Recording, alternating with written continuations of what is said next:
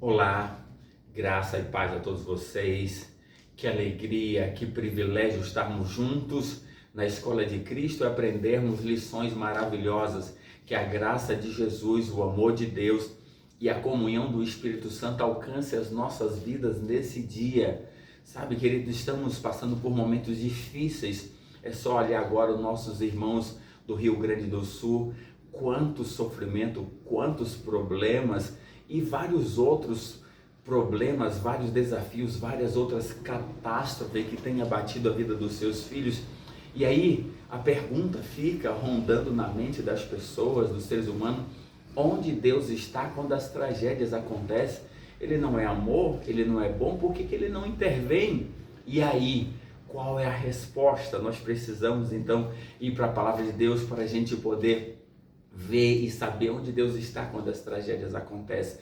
Nós precisamos compreender isso.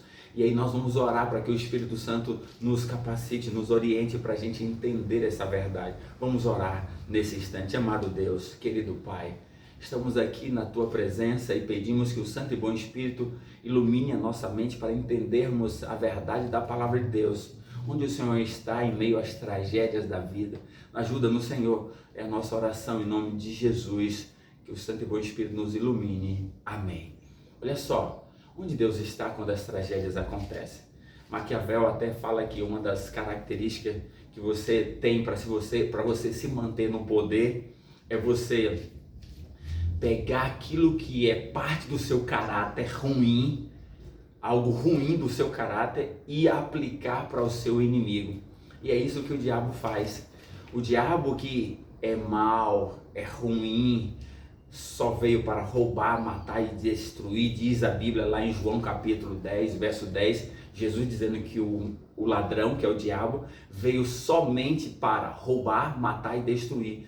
Mas o que o diabo faz? Ele pega essas características que é parte real do caráter dele e aplica a Deus. E aí as pessoas, por não saberem distinguir, porque não conhecem ainda o caráter de Deus, começam a atribuir que os problemas que acontecem, Deus é o culpado. E se Deus não for o culpado, por que ele não intervém? E aí as pessoas não conseguem descobrir isso. Então nós precisamos descobrir. A primeira coisa é descobrir qual é o caráter de Deus. Está lá no livro de João, capítulo 4, verso 8, diz assim: aquele que não ama não conhece a Deus, porque Deus é amor.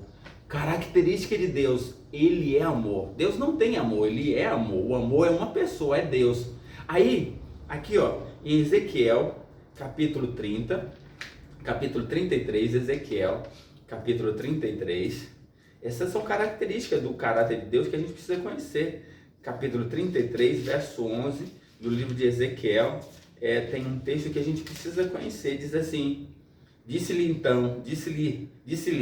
tão certo como vive, diz o Senhor Deus, não tenho prazer na morte do perverso ou do ímpio, mas que o perverso se converta do seu caminho e viva.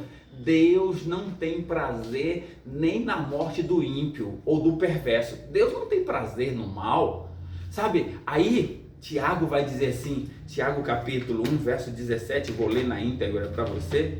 Tiago capítulo 1, verso 17, olha só, diz assim o texto bíblico para a gente entender sobre o caráter de Deus, que é muito importante para a gente compreender onde Deus está em meio às tragédias da vida. Tiago 1,17 diz assim: toda boa dádiva e todo dom perfeito vem lá do alto, descendo do Pai das luzes, em quem não pode existir variação nem sombra de mudança.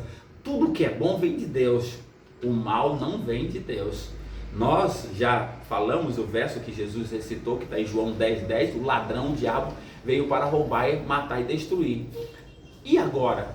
Então, quem é o culpado em meio às tragédias? Pronto, nós, segundo os estudiosos, isso agora é uma questão de ciência, sabemos que, por exemplo, inundações que acontecem a cada dia, é um resultado do efeito do aquecimento ou do efeito estufa, onde tem se concentrado chuvas em alguns lugares, e aí essa chuva cai de forma torrencial quando era para ser distribuída, ou seja, é pela ação do próprio homem, por estar poluindo a natureza, e aí os gases têm subido e faz um efeito estufa na atmosfera, e tem causado isso.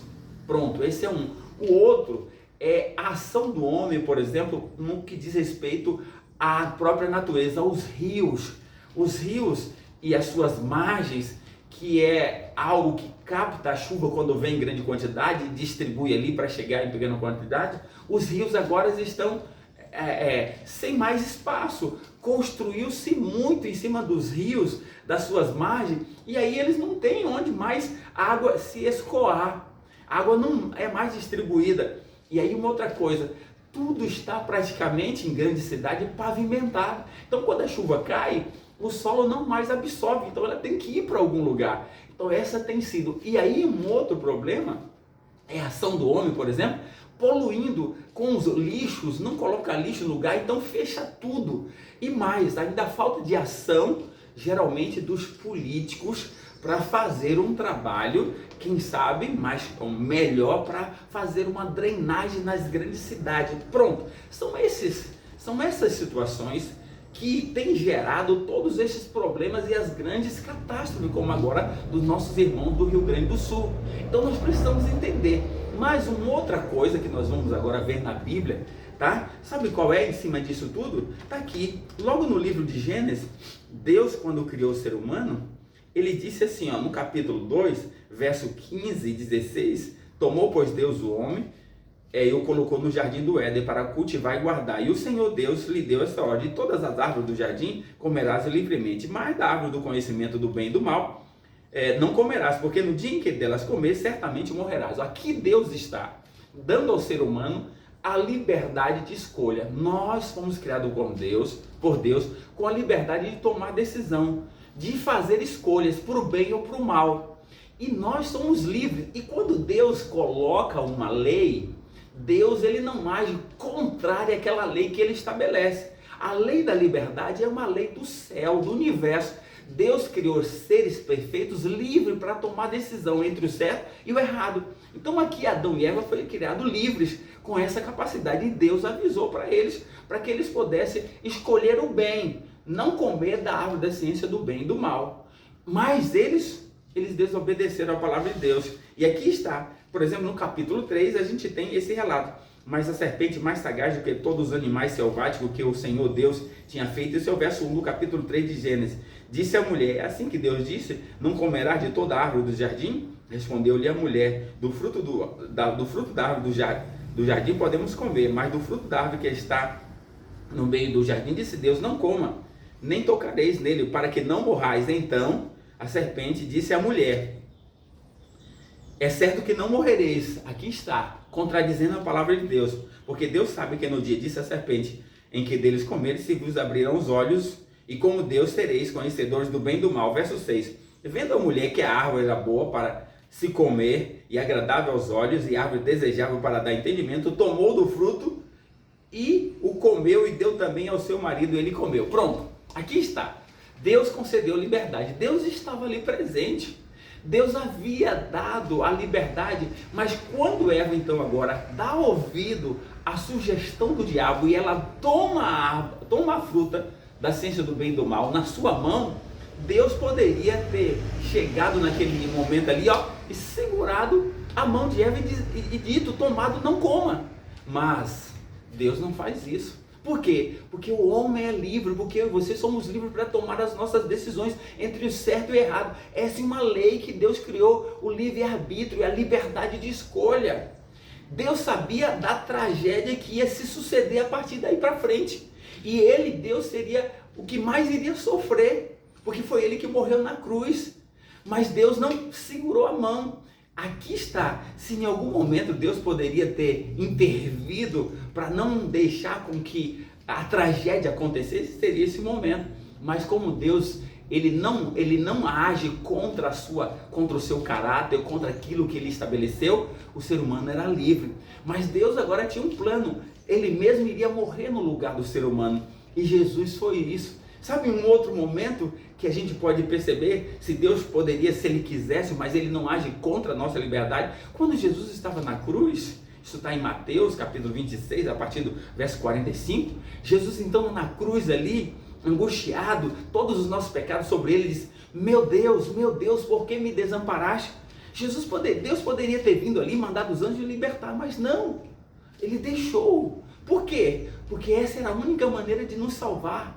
Nós então, Deus em meio às tragédias, Ele está no comando e controle. Agora, uma outra coisa que a gente precisa notar é aqui, ó, Jó, capítulo 1, Jó, capítulo 1, para a gente entender sobre isso, sobre em meio às tragédias. Jó, capítulo 1, não vamos conseguir ler para que você possa, nós vamos só entender aqui os fatos.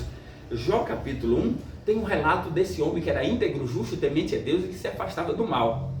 E aí o diabo então chega na presença de Deus e diz que Jó era tudo isso porque Deus o protegia, o cercava, nada podia tocar nele, era por isso que Jó o adorava. Então Deus então diz, agora eu vou permitir para você perceber que mesmo em meio às tragédias desse mundo, os meus filhos ainda vão continuar me adorando. Então Deus permitiu que o diabo viesse agora e fizesse o máximo de mal a Jó. Sabe o que aconteceu? Capítulo 1, se você ver a partir do verso 13, você vai ver isso. Então o diabo vem e chega então naquilo que Jó tinha, nas suas riquezas. Ele manda, primeiro ele usa pessoas para roubar toda a propriedade, por os camelos, os bois de Jó. Depois ele manda fogo que desce e queima as ovelhas de Jó.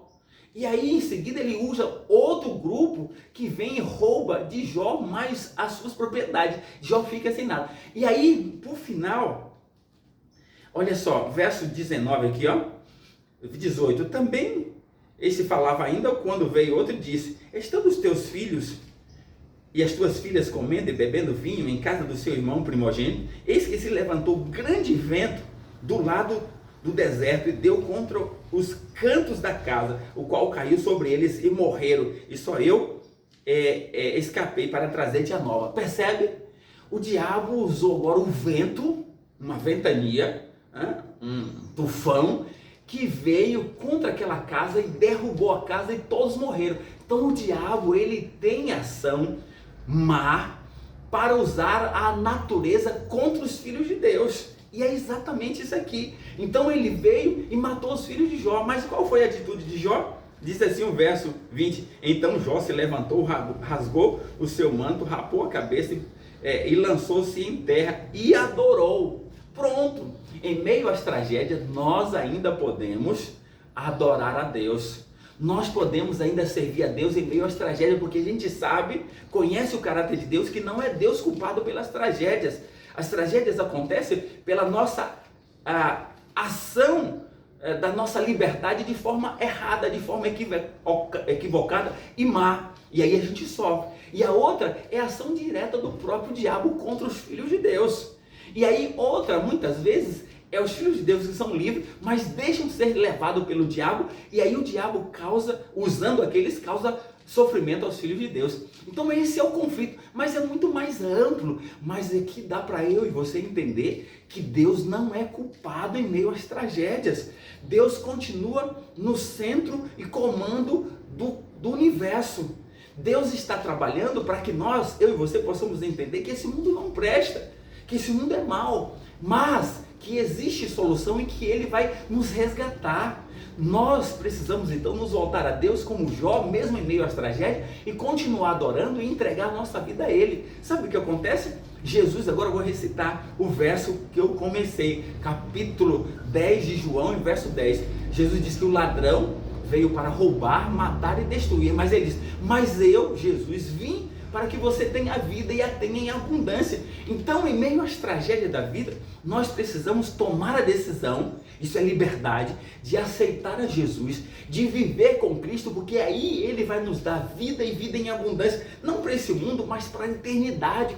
Jesus veio para nos salvar e por isso nós precisamos entregar nossa vida a Jesus em meio aos problemas. Jesus é bom, Deus é amor, Ele quer o nosso melhor, por isso entreguemos a nossa vida a Ele nesse instante. Que Deus te abençoe, que você tenha entendido esse conflito que todos nós enfrentamos a cada dia. Vamos orar. Amado Deus, obrigado pela Tua palavra, ajuda-nos, Senhor, a confiarmos no Teu amor e nos entregar a Ti a cada dia, por Jesus, amém.